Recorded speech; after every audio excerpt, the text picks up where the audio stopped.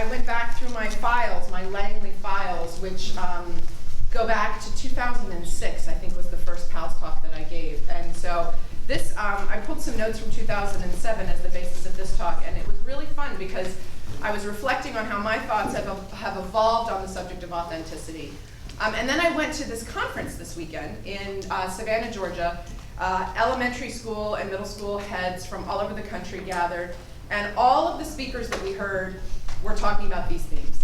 And so it was really kind of affirming to see, you know, in the last 7 years, how much more research has been done, how much more thinking has been done, and really how much more urgent it has become, this issue of how we raise authentic children. I started thinking about this when I was at National Cathedral School for Girls, because I was working with adolescent girls, and I was struck by how many ways they are pulled in different directions as they grow up from childhood through middle school into their early adolescence around who they should be. And so I started doing some research, and gender and identity have long been passions of mine. I began my career, I think many of you know, as a classroom teacher teaching health and human sexuality classes, and so students were always talking with me about the things that they were feeling and experiencing as they were growing up. And that had to do with their friendships, it had to do with their relationships and their families.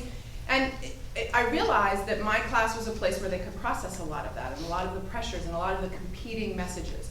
And so what I want to do today is talk a little bit about how we, schools and parents, partner to help raise authentic children. And I think authenticity is a word that we toss around a lot, but when you think about what it really means, it's really quite complex. It's an idea that there is sort of psychological and interpersonal alignment in who you are. And achieving that in a culture of abundance, when you are surrounded by lots of choices and you're privileged enough to have lots and exposure to lots and lots of different kinds of activities, it actually it creates a lot of competing messages about who you should be, what's valuable, what are the most important qualities and traits you can possess. And so what I hope we can spend the morning doing is unpacking some of that. One of the things that I've been tracking a little bit as an educator is some worrisome statistics about how students arrive at college. And the reason I track those statistics is because we are the feeder to colleges. Langley is a feeder, high schools in the area are feeders to college, and so we are responsible, I think, as educational institutions for sending young people to college ready for the rigors of that world, intellectually, and all of the challenges that come from independent living. And the stats on college freshmen and students in college are really troubling. And if you've spent any time, and some of you may have a 5-year-old or a 3-year-old, and you're thinking, I'm not looking at that yet, Elinor, and it's a good thing you aren't. I'm not suggesting that you rush home and get yourself into a bundle of anxiety and worry. In fact, we'll talk about anxiety and worry. But from my vantage point, I am concerned about how brittle, and that's the word that keeps coming up, high school students who are transitioning to college appear. There are some studies that suggest that 50% of college students are taking some kind of medication for anxiety or depression. Wow. That's a big number. There are worrisome trends related to depression and anxiety and to suicide on college campuses, and it's really quite startling. One of the moments in this time that I have in Savannah, one of the people that we work with is a guy who is a professor of psychology at Yale. He has started the Yale Center for Emotional Intelligence. He is famous. He's actually just partnered with Lady Gaga, of all people, and they're launching this online project to help students dial into their emotional life, and he has a really comprehensive program. But he took out his cell phone and read us an email message that he had gotten from one of his students. Now, this conference started on Saturday and went through Tuesday, and he was with us Sunday and Monday. Sunday night at 10 o'clock, he got a message that he took out, and I don't think he thought we would believe him, so he came over to me, because I always sit in the front row, and said, look, Elinor, because I had my name tag on, look at this, and he pulled up a message on his phone. And I'm not going to say it all because we're in polite company, but it basically was, Dear Professor Brackett, I don't know if you're into this kind of thing, but I know we have a test tomorrow at 10 a.m., but I play, and he did not name the sport, such and such collegiate sport at Yale, and I've been on the road for the last week, and I haven't had a lot of time to study, and then my dad and mom came up with my brother, who I don't get to spend a lot of time with, and we went out to dinner every single night, and so I really haven't had any time to study, and I'm so effing tired in the email, I'm editing, that I don't think I can take the test. Let me know ASAP if you can move it.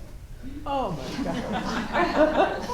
That's the reaction of, there were 45 heads of school from all over the country, and my jaw was on the table. I said, Elinor, close your mouth. Okay. And then at 6 a.m., because he did 2 sessions with us, this is a sophomore in college at Yale University, at 9 o'clock, at 6 a.m. the next morning, she wrote him again. Dear Professor, since I haven't heard from you, I went to the dean's, I wrote to the dean, and he's waived the test. I don't have to take it. I'll see you in class next week. Okay. So, so that was this moment, right? And then, and this mirrors some things that I've been reading about how college students arrive, and they're literally kind of wrung out from being on this treadmill, and they don't have capacities and compensatory strategies for dealing with some of the rigors of independent living. They're highly anxious and they're overwhelmed, and they're getting into trouble, and they're seeking counseling, which is a good thing. But if you couple that data around their anxiety, the amount of support they need, the incredible rise in depression and anxiety, with what we know about cultures of drinking, and obviously you all have been hopefully following what's been going on with sexual assault, there's this kind of milieu into which we are sending young people that is really kind of sobering. And so, all of that has been informing my thinking about what do we do, you as parents and Langley as an institution, to ensure that we are raising children who are armed with the capacities and the skills that they need to be successful once they leave us, so they're not one of those statistics. This professor from Yale said, I'm doing this work because I literally think this is an epidemic. I really think that there are a lot of children that are experiencing this sort of a disconnection from their emotional life and not developing the critical skills they need, and they're arriving on college campuses and they're very, very fragile. So that's what I want to talk about today, but I want to talk about it from the lens of what do we do about that? And what is the essential partnership that we have, you all as parents with us as educators, and what are some of the things we know make a difference in raising children to be more resilient, more sturdy, and more, and my interest has been authentic, because I really believe that if you are authentic in who you are and you know yourself, that is the foundation from which all success in life is built. If you know about your intellectual capacities, if you are tuned in and dialed in and connected to your emotional life, if you are in an authentic community and family, that gives you some really important protective factors as you go out and navigate some of the stresses and challenges that come at you. So that's where I'm coming from. So what is authenticity? Authenticity is linked to psychological health, social adjustment, and academic achievement. And it's a concept in which an individual derives gratification and positive emotions from exercising their signature strengths. So I always pick on Leslie when she sits in the front row. Leslie and I are different. We have different strengths, we have different weaknesses. It's not going to serve me well if I spend my whole life trying to be like Leslie or for her to be like me. What's going to bring success into my life is I figure out what I can do well and what I don't do so well, and I work from that place of strength and alignment. Authenticity is the degree to which you're true to your own personality, spirit, and character, despite outside pressures. So this is why growing up as a child, and particularly in early adolescent and middle adolescent, is so challenging, right? Because you get so many messages about what you should be, and you've got to stay true to who you are.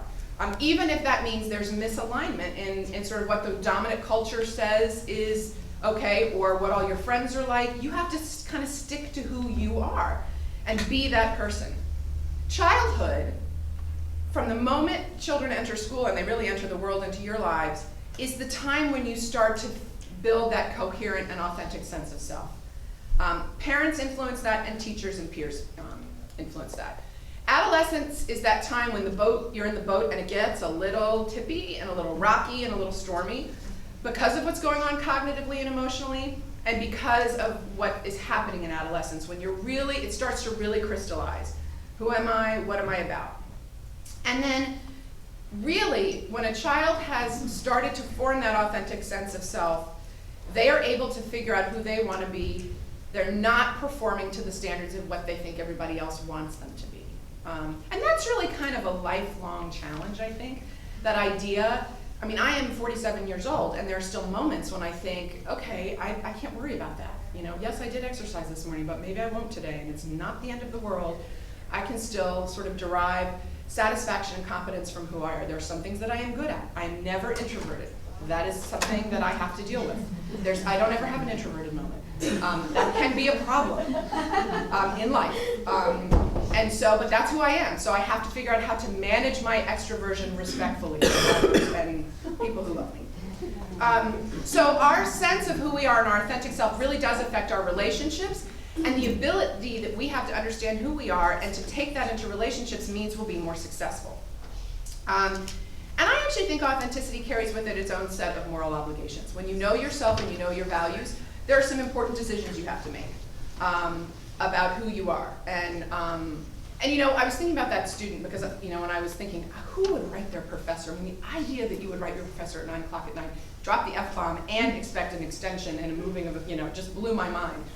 But then I thought, well, she is really in a bad place. She doesn't have certain skills. So I started to develop a little bit of empathy. I mean, not a ton, but a little bit of empathy for that person, thinking, you know, that is a really, when you're in that place, the sort of code you're living by and the set of moral obligations is pretty fluid, that you think you can sort of send that. Okay, so how do schools and parents help their children to become authentic? Because I think we could agree that the goal is we want these fully integrated, aligned children who are authentic to their sort of gifts and potential, and we don't want them constantly feeling like they're performing some version of themselves that is inauthentic.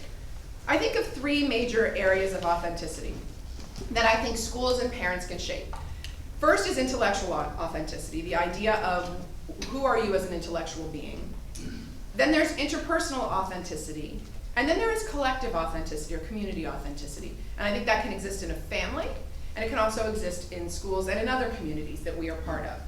So intellectual authenticity for me is about, and it's what a lot of what our strategic plan at Langley is about. When you've heard me talk about this pillar 1, it's about creating a culture of authentic intellectual engagement that is different than regurgitating facts, memorizing, and trying to write the paper that you think your teacher will like. And inquiry-based learning, which is a big focus of what we've been doing, is about adopting a really curious posture that is about asking questions and investigating problems and coming to intellectual breakthroughs and ideas in a collaborative and authentic way. It is not what I did when I learned math when I was in school, which is try to ferret out, if this is the formula, then this is what I need to do, and these are the steps, and I'll plug it in and get an answer. And even if the answer makes no sense relative to what the question is answering, I'm going to stick with the formula. And that's how I did math. Word problems were, you know, talk about anxiety. I was in a cold sweat because it was like a plane leaves Detroit and then another one leaves Chicago. And I was like, oh, and I was thinking, what is the formula? Because I had no idea, you know, why those planes would meet and what, you know, how that all works. And then I would say, you know, they'll meet, you know, 2 days later. And then the teacher was saying, oh, back to the beginning. Because I was not deeply engaging the material. I was not learning vital problem-solving skills. I was trying to recognize a pattern and then apply that pattern to a set of data without going deep. So at Langley, what we are trying to do is to create those moments of learning where students deeply engage the material and they develop higher order critical thinking skills and problem-solving skills so that they are actually learning for deep understanding and for transfer, not for sort of a multiple choice test where you spit out facts. And you have to learn some content. Of course there's some things you have to learn. But it's about the sort of higher order thinking skills that come to bear. What this also means for students, though, is that there are some things that you're good at intellectually, and there's some things that are more challenging for you, and that the most important thing you can do as a student is try to understand not only these deep, higher order thinking skills, but who are you as a learner, and how do you match with that? So a year ago, I gave a PALS talk on, it had to do with sort of bullying and cultures of safety. And I had just had hand surgery. I had my finger operated on. And so I couldn't type very well.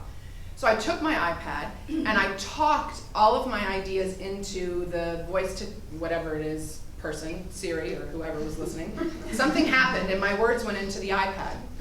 I felt so much better when I gave that talk because I had put all of those ideas together in my dominant learning style, which is E extroversion equals You know, me talking, thinking aloud, processing. I mean, I'm sure it was a nightmare to live with.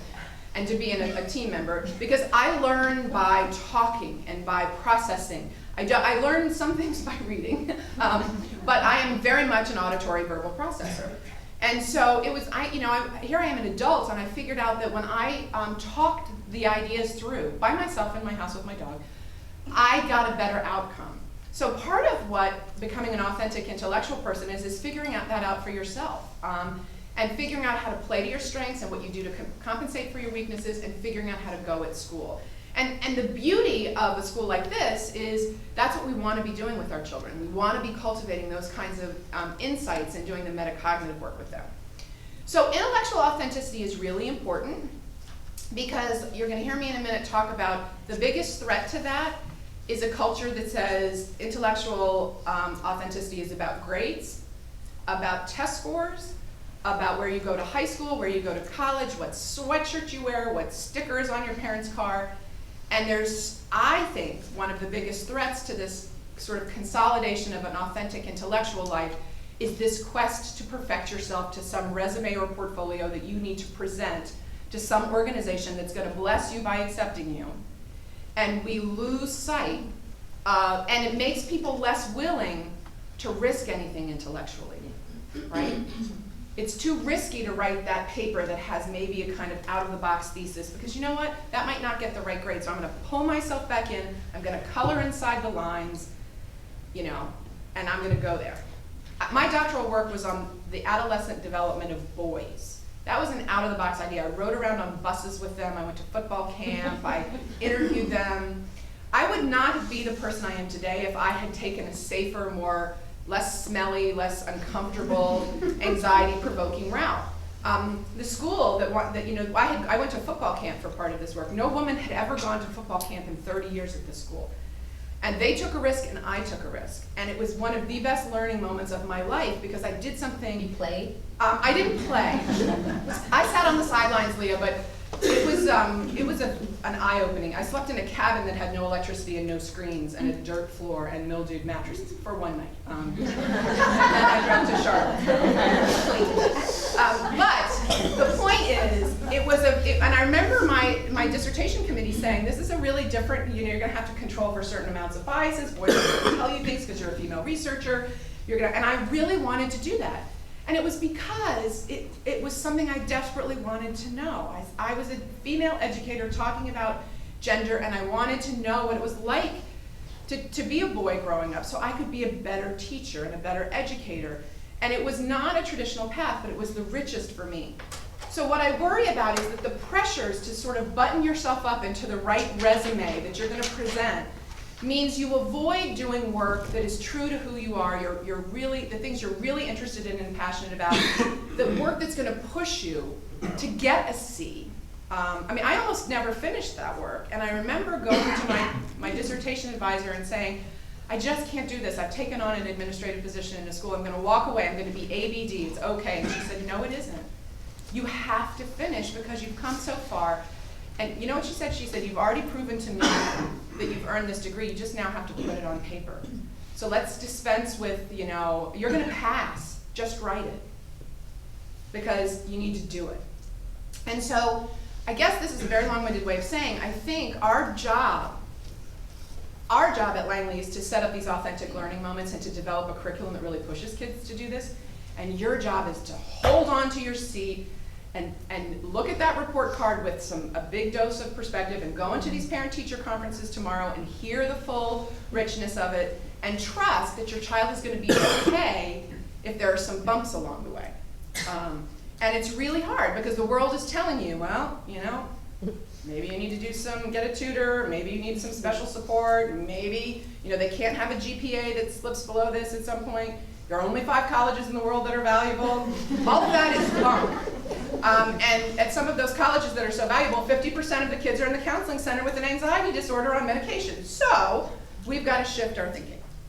So interpersonal authenticity is knowing your values, who you are, your spirit, your moral compass. It's knowing your personality and your uniqueness, what your sense of humor is. And it's honoring that every day and not trying to transform yourself into something that you think you're supposed to be. And that's just hard, but it is what yields the best outcome in life. And it also involves being able to identify your emotions and to regulate them. And so, Friday night I was supposed to fly to Savannah, and I got to the airport. They moved the gate 4 times. I was in heels, which I never wear to the airport, even though, I know in the 50s they did that, but I don't do that. I wear flat shoes. But I was going straight into an important dinner where I was supposed to give some remarks.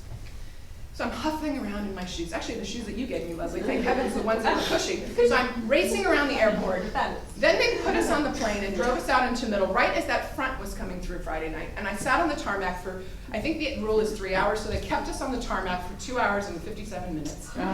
In this tiny commuter jet, so the kind you can't stand up. They said they had wine, but they wouldn't give us any wine. And so at this point, I am in hives. My laptop has now been checked into the belly of the plane because I forgot I was on a commuter, so I could do no work. And then they drove us back to the gate, and they said, oh, there's no one here to greet us. So we sat on the gate for another, I don't know how long, and then they said this flight is canceled, go to the customer service thing.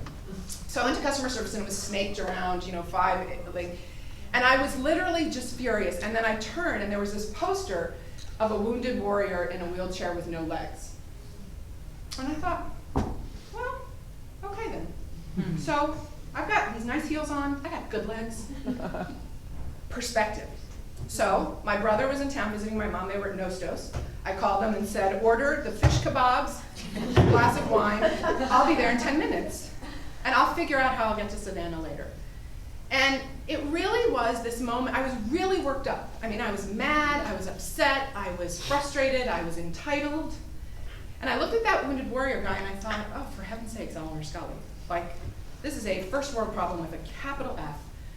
You're gonna just take a breath. I walked away from customer service, I got in a cab, I called the airline, asked them to put me on the Saturday flight, which they didn't, they put me on Sunday. But I had a little moment of a blip on Saturday as I was leaving for the airport and was halfway to Dulles and was like, oh yes, so this is the wrong day. Turned the camera around, came home again. I eventually got to Savannah, but it was that was an emotional regulation moment. And there were people around me that were not regulating, they were screaming at the customer service people, and I know that intellectually, right? They didn't mess up. Their job is to help rebook 400 million people, but it was the wounded warrior, right? So I just thought, oh, and it brought me up short, and it was so perfect because I thought this is the moment. So interpersonal authenticity has everything to do with learning about really hearing your emotions, honoring them, understanding them, but also regulating them and directing them and channeling them in appropriate ways. It's about figuring out how to develop compassion and respect. It's about setting limits for yourself.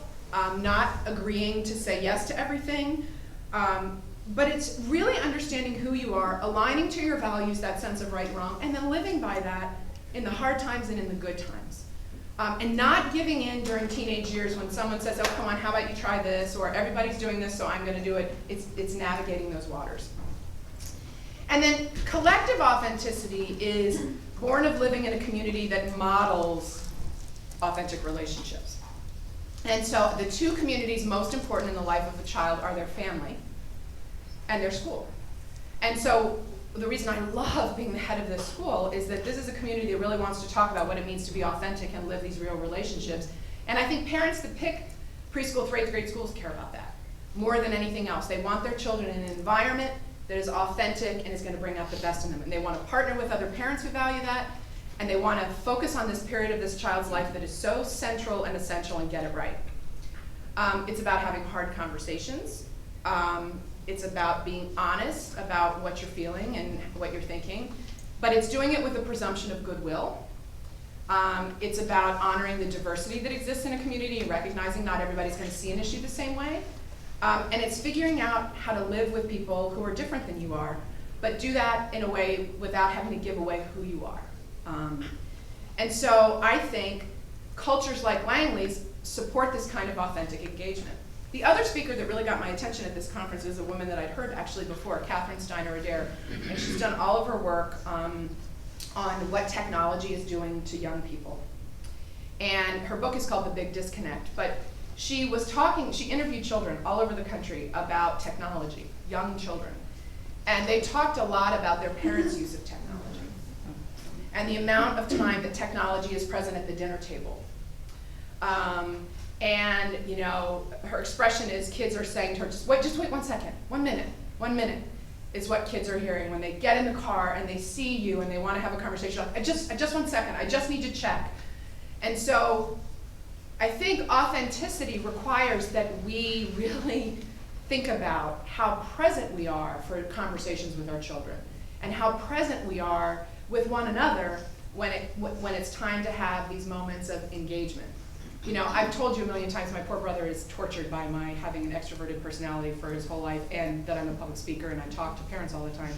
My brother is introverted, and when he decides to talk about his feelings and his thoughts, it's rare. And we call him the clam. You know, he opens up and the clam opens and he says stuff and then he shuts back up. And so you have to be ready for that. You can't be sort of distracted by Pinterest when Malcolm decides he wants to talk to you about something. And so being authentic is about recognizing that in another person and making room for them and making space for it.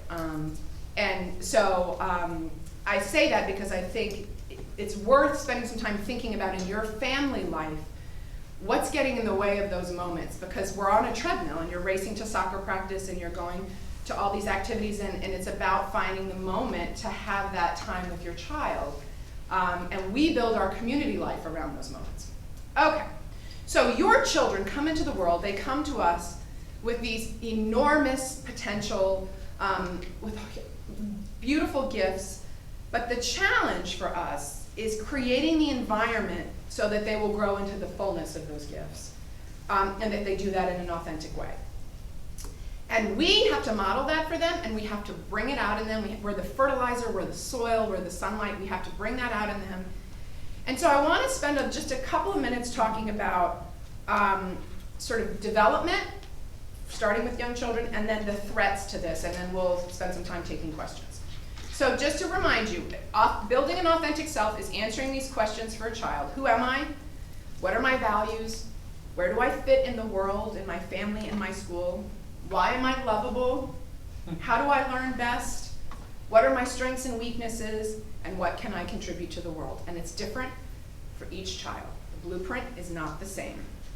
And so when we're helping them, you know, at home and in school, we're helping them to draw out those organic interests and passions that they have, which is different than superimposing them on them, right? It's different than giving them a lacrosse stick at 3 and